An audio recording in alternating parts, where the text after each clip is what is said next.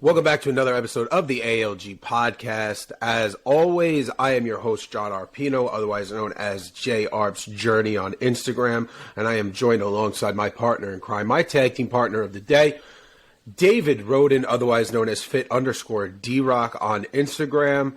David, how we doing today? I am, well, we're coming off a W. I just won today, so your boy's feeling good. Bowling, duh, high school bowling. Come on, man. It's only like the coolest thing ever. That's cool. I was on TikTok Live this morning, and you know Rob in the community? Yeah. Rock and Rob. So I was on TikTok Live, and I was doing a live with one of the other, someone that has a big fitness account, and I said how I had to get it off because I had a bowling match, and he goes, David is the whitest man ever. Yeah, no, you never cease to amaze me. Every week you get whiter and whiter. I'm waiting for you to tell me you're joining a rowing team. Oh, I would die. 100% rowing. Like, in all honesty, people that row are savages. Like, I've never witnessed such a brutal sport to do, if you want to call it a sport. Kind of a sport. So, it's a sport. Yeah. It's a water sport. Is it a sport? It's a sport. It's a sport. I don't know. Go ask one of your rich white friends. We had a rowing team in high school. I'm sure you did. I'm not even remotely surprised at all. I don't know if we were good or not, but I know we had one. But you know what? On today's episode of the ALG podcast, we are not measuring success by if your high school had a rowing team or not. We're not measuring success by how many zeros you have in your bank account, and we are certainly not measuring success based on your trust fund. No. Today, we are... That was the best segue. That was really good, but then you just fucked it up. You were cruising. No, my friends. My friends at home, my faithful listeners, today we are talking about different ways we measure success on our journeys, whether that be mental, physical, emotional success. Now, 100%. I know that David only knows about monetary. You're losing it, John. I know David only knows about monetary success, but today we're taking it one step further. So, David, if you could humble yourself for a moment, take yourself out of the high tower. How do you measure success? So I love this topic just because I think we've all been there. We use, just like so many things, we use one definition for success, and it can really fuck you up. And so realizing that there's multiple ways to track progress. There's multiple ways you can see yourself progressing. And the more ways you track progress, the more ways you measure success, the more in tune with reality you are, and the more consistent emotionally you're going to be. Because, I mean, I'm sure you and I both have been there where it's like when you hyperfixate on the scale, and the number on the scale is your only metric for success, it can fuck with you mentally. Absolutely. Because it's like, okay, I'm doing all this work and the number on the scale's not changing, even though pant size is fitting better, I feel better, I look better, my blood pressure's getting better, all these things are getting better. But if you only hyperfixate on the number on the scale, it can create a delusion of progress. And so, John, what ways have you tracked progress? What ways have you learned from that? Like, how do you walk me through how you track progress? So I think one of the best things, for me has always been really honing in on and appreciating the NSVs that we collect along our journey. And what is an NSV, John? An NSV is a non-scale victory dating way back to the Roman times. Yeah, no, I think I'll be honest, I did not know what an NSV was until I met you. Yeah, I'm sure. I know. I've never heard that term before. You just wasn't. You were on the bowling team. you weren't sitting with the cool weight loss kids at the cool kids table and Instagram. I was never on the Instagram weight loss. No. You were playing bowling and backgammon and water polo. learning the Greek alphabet. Reading physiological books. Yeah, he wasn't with us shooting in the gym. No, but seriously, NSVs I think are first and foremost the most important stick of measurement for success that there possibly is, right? So like you take your mind off this giant goal that you have, whether that be, 50, 100, 200 pound weight loss, right? We break that down into nice small fucking bite-sized pieces. And I think that not only makes getting to the big picture goal easier, as we've stated a billion times on this podcast, but I think that celebrating those non-scale victories are more important, more of a long-lasting memory than looking back and being like, hey, remember when I hit that like long weight loss stall and then all of a sudden, the weight came off that one time or whatever? Like, to me, being like, hey, I used to be a whatever in jeans and now I'm a whatever in jeans. Like, that's a non-scale victory. Yeah, the first time not having to buy clothes from DXL. Yeah, or not needing a seatbelt extender in an airplane, or being able to ride a roller coaster again. You know all the big ones, but there's the small ones, like realizing that you can fit in a booth again at a restaurant, or realizing that, a regular bath towel finally fits around me. Like those were major. I can think back to those specific dates and times and smells in the air and all those memory chemicals that happen when you think about something important. Like all those for major NSVs. Then I could be like, when was the day I broke 200-pound weight loss? Like, you know what I mean? Mm-hmm. No, I completely agree, because it's like, and like this is the way I kind of break down NSVs too, where it's like, okay, so obviously you have the number on the scale, like that is one metric to track. Right. Should you get rid of it? No. Should it be your only value? Absolutely not. So like I'm just going to crank out some different ones personally that I use. Number one, I do track my number on the scale. I track weight. Number two, I track body fat percentage. Number three, I track total body fat, because obviously through body fat percentage. I track how strong I'm in the gym. Huge one for me, blood work. Like this is one that people undervalue, because just dropping 10% of your body weight, your cholesterol tends to get better, your blood pressure gets better, your blood sugar gets better, and ultimately, those ways of measuring success at the end of the day are actually what creates quality of life. Right. Like whether you are 190 pounds or 210 pounds doesn't really affect your quality of life. But whether you are pre-diabetic, diabetic, have this illness or these knee problems or whatever, and seeing those things go away because of the number on the scale dropping, not because it hits the exact number you're looking for, right, but this idea that it's actually creating benefit and quality of life change in your life, really opens up the door to, at the end of the day, how to measure success is how the quality of your life changes. Absolutely. Because if all you're doing is just the fucking number on the scale, this is why so many people get caught in the diet roller coaster. They lose a fuck ton of weight, they gain a fuck ton of weight, because it's only about the number on the scale and the addiction to the number on the scale dropping, and they lose perspective on all the rest. So absolutely, John, I think it makes the journey more interesting. 100% in the long run. It gives you more consistency. It gives you consistency. It gives you something to celebrate. It gives you milestones. When you start creating, again, more smaller goals, you'll notice more and more that you're approaching that big goal quicker.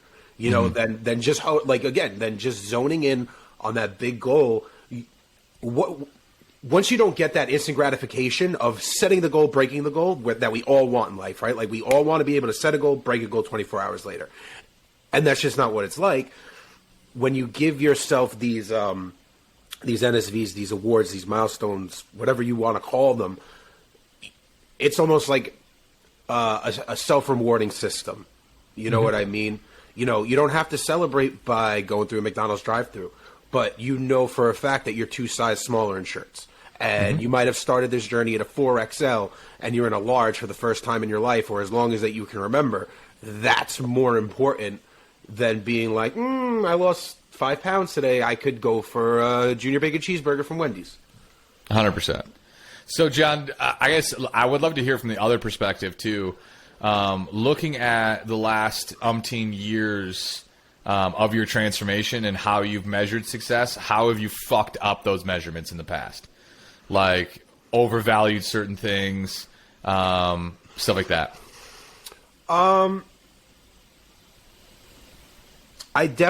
think in the beginning of my journey, put a lot of weight on specific weight loss numbers. Like, not even knowing if, like, I don't know. I just, like, specifically remember thinking, like, me losing 100 pounds was going to be this huge, miraculous moment. And then, like, because I lost 100 pounds, because that seemed so unfathomable to me at the time, it being, like, a huge ordeal, and it wasn't at all. And it was almost more crushing, because when I lost the 100 pounds, I knew I had so much more to go. And, like, I just wasn't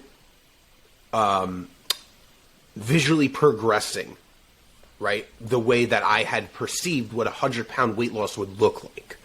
You know, coming from such a big weight, 520 pounds, it's 500-plus pounds, losing 100 pounds, that's amazing, like, not taking any of that validation away. But when you look at the grand scheme of things, I didn't look much different, you know, from 500 pounds to 400 pounds. I was still a large, massive human who needed to lose a significant amount of weight to be healthy. I was still sick. I still had high blood pressure. I was still on the high blood pressure meds. I was still on the sleep apnea CPAP machine. I was still having bad asthmatic episodes. Like, yeah, 100 pounds was cool. 100 pounds was not everything I cracked it up to be for years and years and years when I couldn't lose 100 pounds. No, I completely agree. It's like we create this, like, delusion of grandeur in this one singular number. Like, right. Once I hit 175, my life is sunshine and rainbows. Yep. And it's like, this is not how it works. And it makes you lose massive perspective on how to measure success, how to value things differently. Mine, I'll be honest, I'll look back on the transition from carb cycling into low carb. Low carb got me into Dr. Fung and fasting and extended fasting and stuff like that. And I went through that phase. And I'll admit, because I had such a hyperfixation on the scale for a while there, and I still indulged, it created the occasional like starvation type mindset for me. Yes. Which what would happen would be like, I would eat an entire Jets pizza to myself as an indulgence, and then see the scale being up 8, 10, 12 pounds in a day, primarily water weight people. But I'd be like, okay, let's reset, and I would do a 24-hour fast or a 36-hour fast. And I look back on that, and I'm just like, that was so fucking stupid. Like, that's just so dumb. Like, it's so unnecessary. But I went through that phase because I hyperfixated on the number on the scale, and that can create a opportunity to make some irrational decisions because you're only focusing on one thing. Yeah. And so I went through that phase. Like, it's always so funny when we talk about intermittent fasting, extended fasting, low carb, all this kind of stuff, and I push back on some of it. It's like, bitch, I fucking did it too. Like, I get it. Like, I 100% understand where this stuff comes from. I just challenge you on what you're doing. And I think that's one of the biggest things when you measure success, when the number on the scale is your primary mover and shaker for it. I've dealt with it on TikTok lives too, where I talked to a girl on there who had lost like 125 pounds. And she started asking me questions about using extended fasting to get these last 5 or 10 pounds off. And I'm like, why? Like, why do you need to be 140? Like, Right. what is the difference? Like, what are you like, at the end of the day, what's more important, your quality of health and your emotional state, or hitting fucking 140? Like, what really matters more? Are you willing to hit 140 and die? Like, is that really what it's about? And then it's like, well, no. Then you need to question your value of why you're measuring success on a stupid fucking number that arbitrarily doesn't matter. People ask me, like, "What, David? I'm 5'9". What's my ideal weight?" I'm like, "Fuck! How much do you lift? What are you doing? Realistically, you got about 30 pounds. You got about to live in a healthy and happy body. You got about 30 pounds to work with, and it's like, and it fucks with people. It really does. Yeah. No, absolutely. I mean, that circles back to a post that I made the other day on Instagram by, like, you know, you really need to be careful about the people that you follow on social media. Like, those that promote, you know, your lowest weight being your healthiest weight, or you're constantly, chasing this super low weight just to say you hit a low weight. Like, that's not health and happiness. That's not success. Like, that's torture. That's, doing unreasonable things to your body just to say, I hit this number. Yep. What did that number do for you? And what did it take out of you to get to that number? Like, there's nowhere in this fantasy weight loss rule book that someone wrote that says you need to be this exact number to be the absolute example of health. And if you don't hit this number, that's it. You're fat. You're whatever. 100%. And that emotional value of what you put your personal value in on some specific number. John, I hate to do this, but I got to make a small pivot. It kind of goes off this conversation, but it's a little bit of a pivot because it's measuring success, all this kind of stuff, but it's also a little bit of a tangent. Okay. I want your honest opinion. It involves your one of your favorite loves of life. Involves wrestling. You had Joe Rogan called out Dwayne Johnson for being on steroids. And Dwayne Johnson was doing an interview and completely did not convey at all that he's on steroids. Number one, do you think he's on steroids? And number two, do you think he has to be transparent about it? One, I 1,000% think he's on steroids. Thank you.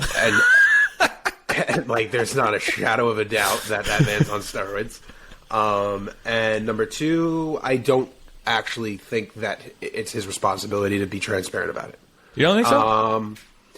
I mean, like, yeah, maybe to a degree, but like, I'd never want to see an athlete posting on their social media, like, their recipe of what they're pumping into their body. No, 100%. You know what I mean? This is my trend in D-ball, and this is what I'm taking, and this is my dosaging. Oh, I completely agree there. But I think if you are in the arena that he is in, right? Like, you are, at this point in his life, he is the number one highest paid actor, icon, whatever.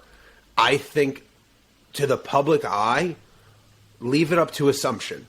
You know what I mean? You think so? You're at that level where you can 100% leave it up to assumption. The only people that should, we should ever harp on as far as for being on steroids are those that are getting paid millions of dollars in an active sport.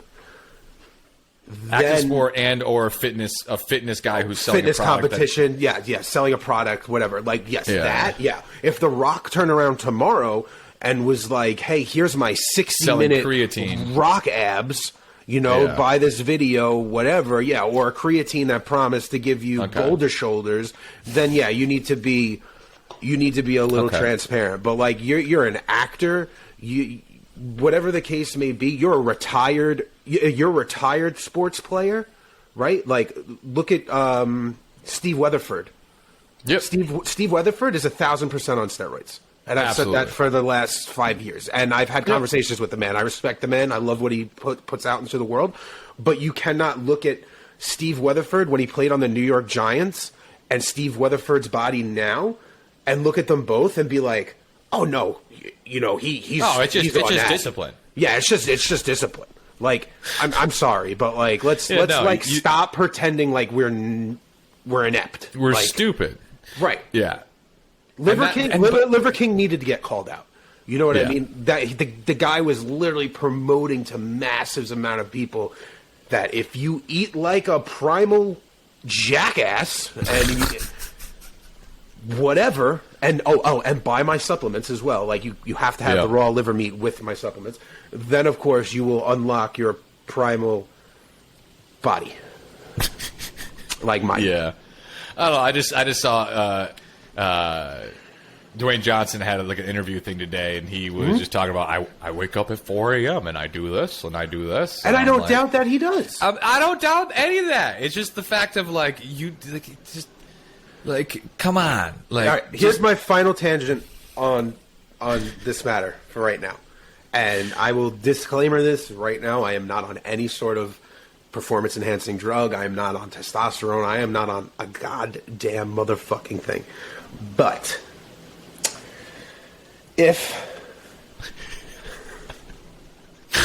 the day comes. If the day no, I actually lost my whole train of thought. I had something really, really smart. So if we could cut this part, and I will make my point in 1 second. Fuck! I can't believe I forgot what I was going to say. You haven't taken anything, but if. Oh, sorry. Yes, cut this. Now to this. Steroids don't make you automatically gain 100%. muscle mass. Steroids don't automatically make you stronger. You have to put in the work. The same, like, it's the same adage as bariatric surgery. You can have bariatric surgery and you could do nothing with it. You know what I mean? Or you go the distance, you follow the rules, and you get the results. The same thing goes for PEDs. Like, absolutely. You can't inject yourself and not do anything. Like, it's only allowing you to push a little extra harder every day. It's letting you get a little bit more reps every day. You know what I'm saying? Like, if the normal guy can do 2 a days, you could do 3 a days or 4 a days. Like, that's really what it comes down to. And it's just a recovery. And, like, again, it's anabolic. So it helps you put on, once you stimulate muscle growth, it helps you put on more muscle than what would be physically possible without it. But again, if you're not stimulating muscle growth, if you're not eating enough protein, then you're not doing anything. You're not gonna fucking. You're not doing anything. It's not gonna happen. But it's just it's just the issue I have with.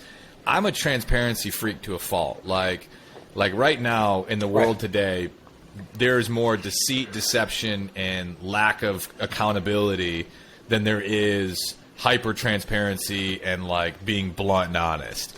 Absolutely. And that's my opportunity. I think Dwayne Johnson's in a place where he's almost above it. Like if he came don't out take and this said, the wrong hey, way, David. You're not The Rock. You know what I mean? I know. You can be. You have to be transparent. You know what I mean? Guys like you and I, we have to be transparent. Yeah. Guys like Dwayne Johnson. Let's take it a step down from Dwayne Johnson because people say, "Oh, well, he's a wrestler, so it's expected." Let's talk about guys. Like Mark Wahlberg. You think Mark Wahlberg is not on a ton of juice? On test and a bunch of shit? He's absolutely on test and shit. Exactly. All he may not be these more actors, all these actors, these Marvel Chris actors. Hemsworth? Right. You think Chris Hemsworth does what he does for Thor naturally? No. Like that's you just don't fucking do it. And like it's super or the newest one, How to Measure Success, because again, actually this can actually go full circle. Go ahead. How to Measure Success.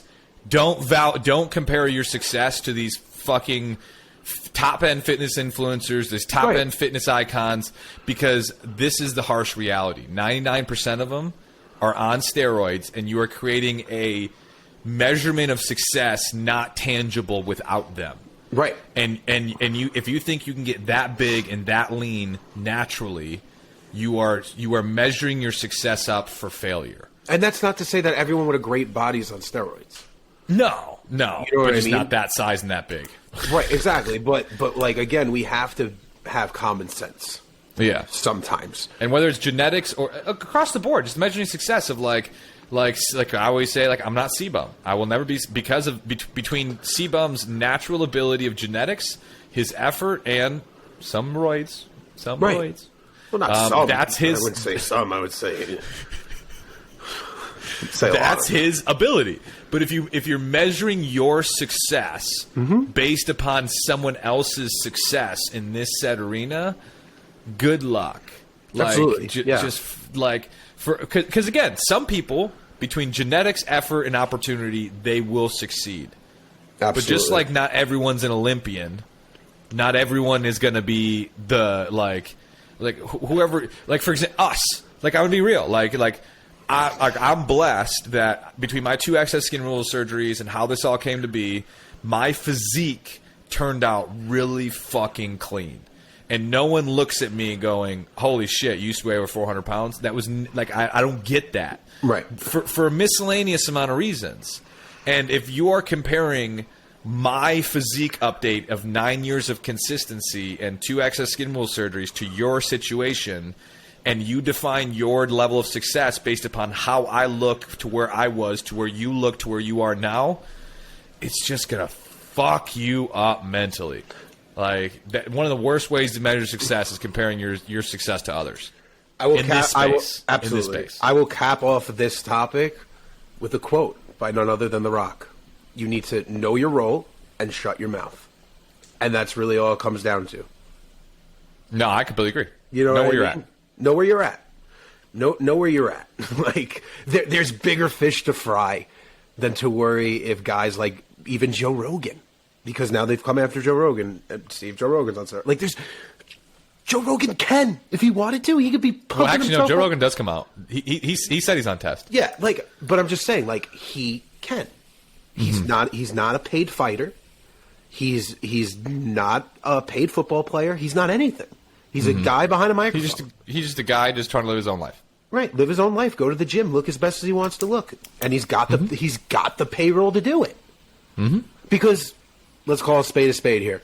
If I had an extra $20K a month to look any way I wanted to, you know what I'm saying? Like, hey, if that's disposable income for me and that's where I'm at in my life, you don't need $20K. You need. I'm just throwing a number at it. 5. But yeah, right, yeah. Hey, man. It is what it is. It's crazy. We're not playing for really Lombardi Trophy here. We're not playing for Lombardi Trophy.